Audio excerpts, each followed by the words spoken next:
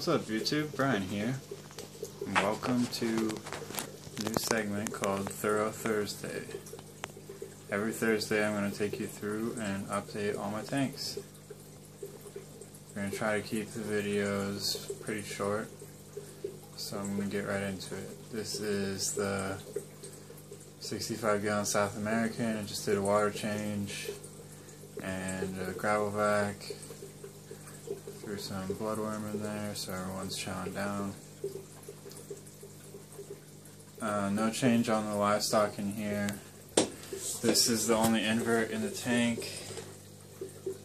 The golden yellow apple snail, I suppose. Not 100% sure on that, but I'm pretty sure it's an apple snail. Anyway, that thing's big. Here's little D, the discus I bought. He is growing nicely, as you can see.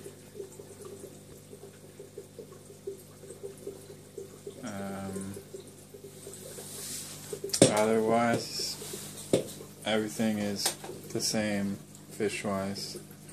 I did notice that there's only one Corridor Julii in here, and at one point I had 4 or 5, I don't recall exactly, but I never found any bodies, so I'm not sure when they disappeared because I just noticed recently, but I guess at some point I lost the majority of my Julii Corridoras. And I only have 4 of the Stairby Corridoras left, and originally I had 5, so one of those is also missing. I'm not sure what happened with that, but I don't plan on adding any more fish to this tank because it's quite heavily stocked. And the corridors that are in here, some of them are still having problems with their barbels, so I don't know what's up with that. I mean, they're alive, but their barbels don't look too hot. The wild-caught Geophagus is healing up nicely. His bottom fin, the split's almost gone, and the caudal fin, same thing, splits are almost gone. Simone, same thing. When he first came in here, he had a little bit of damage to his caudal fin, a split, but that's pretty much healed up now, from what I can tell. Geo is getting huge. He is, I'm pretty sure, Geophagus altifrons. I'm not 100%, but I'm pretty sure at this point. The other one, this one, I really don't know yet. I can't find any pictures that look like that on the internet. Okay, one more thing and then we're done with this tank. I disassembled my custom filter for the moment because I had an issue where the small pump I had was not powerful enough to pump water continuously up that far, so it had pretty much burnt out. And I got a huge 40-watt pump and replaced it, and then that was way too fast, and it kept filling the trash can faster than it could drain out the drain pipe, so I couldn't run it that way. So what I'm going to do instead, I think, I'm probably going to cull some of this pothos. It's just getting to be too much. It's like blocking all the light to the tank, and it's just getting too heavy and such. So I think I'm going to build basically a box filter, I guess you call it, like I have in my 2 other bedroom tanks. Not build one, buy one, just like a plastic tray with the outflow on one end.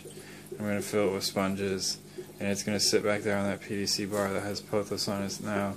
The rest of the pothos is going to get consolidated to one side of the tank. I'm just going to keep the longest ones in here. The rest I'll just go put in a vase for a house plant or something. And then I'll have the big pump back here in the corner. It'll have a hose running up behind the lid into the box filter, which will be full of floss and sponges to just catch debris, and then it will drain right back into the tank. I'm not going to do the lattice thing I was talking about before. The more I thought about it, the more I thought it probably wouldn't work that well, and it would be a big pain in the butt to build and take a bunch of time that I don't want to spend on it. So that's the state of this tank and my plans for the near future. Oh, one more plan. The Plico you just saw dug out of there, he is going to get moved down to the guppy tanks soon to help me clear out some algae down there. I don't really think he's getting enough food in here. He's okay, but he's not growing, and I want him to get all the algae off of the guppy tanks. So that's it for this update, and we'll move on to the next one now. And we're back to continue our update, this time with the guppy tanks. This green disaster you're looking at is the male guppy tank. This hair algae is getting out of control. I need to do something about that quite soon, but I haven't had time yet. Plans remain the same as last time I updated. All these male guppies are going to go next week, I think, probably before the next update, except for one breeder,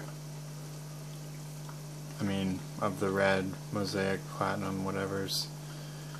All but one are going to go. This blue guy's going to stay, and the bluegrass male right there is also going to stay. So, and then the molly. So there'll only be 4 male guppies in here for a while. See if I can't get the algae handled. They're looking pretty good, but some better than others. There's the best one, I think. He's got the red in the dorsal and in the caudal. He's got the platinum and some blue on his body as well. So he's going to be the one to keep. As for the ladies, also doing fine. Many more of them, I would say. Not many more, but more of them. The one who was injured right here, she's healing up nicely. Same with this one. Her little notch still hasn't colored in yet, but it's pretty much healed. One of these females that I brought in pregnant, I think the bluegrass, either her or her, this mosaic one, gave birth to tiny, teeny, tiny little fry, which all got eaten. And that's fine, because I want to selectively breed them anyway. I'm going to keep one of these females, I think probably that one right there. She has, I think it's her. Yeah, one of them has really good looking fins and is really big. All the others are going to go at the same time the males go. So this is a long time, last time you'll see them all except for her, one of these females, her, and that little bluegrass female right there.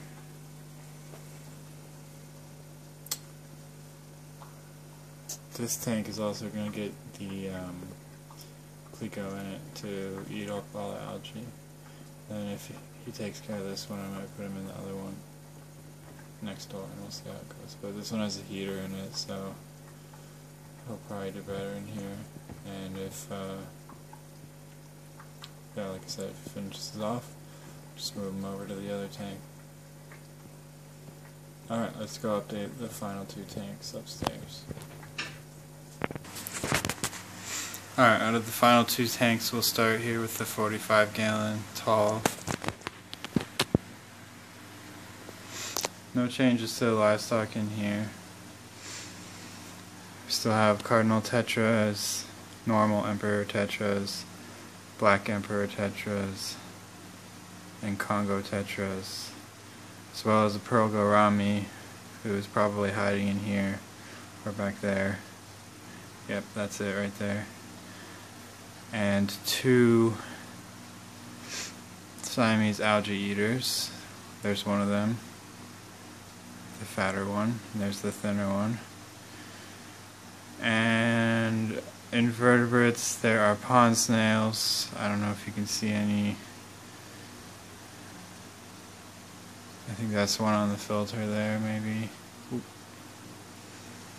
Anyway, they're in there. Not that many because there's not that much food for them. And then there it is. The crazy shrimp is the other invertebrate who lives in this tank. Pretty sure it's a grass shrimp, which is like a kind of prawn, which is why it has those wild claws. He is pretty baller. He does some cool stuff sometimes. I've seen him like grab an entire cube of frozen food and like hold it in his big claws and then swim away and hide somewhere and eat it all by himself, or eat a bunch of it and then let it go and let the rest of it get eaten. Plants are not doing amazing, but they're hanging in there. I'm pretty strongly considering getting rid of this Anubias, or not getting rid of it, taking it out of here and moving it down to the guppy tanks, to the female tanks, so that when I start breeding soon, the fry will have more places to hide, and then these guys will have more places to swim around, because there's a lot of fish in here. None of them seem to like going up in the current that much, except during feeding time. So that will give them more area to swim around. And they won't, hopefully they'll be happier. I mean, they seem fine, but whatever. It will be better. So I'm thinking about doing that. That's about it for this tank. Let's look at the 12-gallon tank next door. Again, no livestock changes in here. Purple glowlight rasboras, lamp-eye killifish, mystery snails. There's all three of my full-grown mystery snails. There's some of the babies, those white dots. There's a couple that are even a little bigger. Maybe there or there, I don't know. They're in there. Plants are doing good. They're putting out new leaves in some places. There's one, there's one. There's some other places are dying back, but that's fine. It's starting to, it looks pretty much like a tree, which is what I wanted. The rams are doing good. Look at the extensions on his fins. I mean, these are balloon rams, so I don't think they're going to really get much bigger than that. Which is why I'm keeping them in this tiny tank, because they're like a third the size of a normal ram, maybe.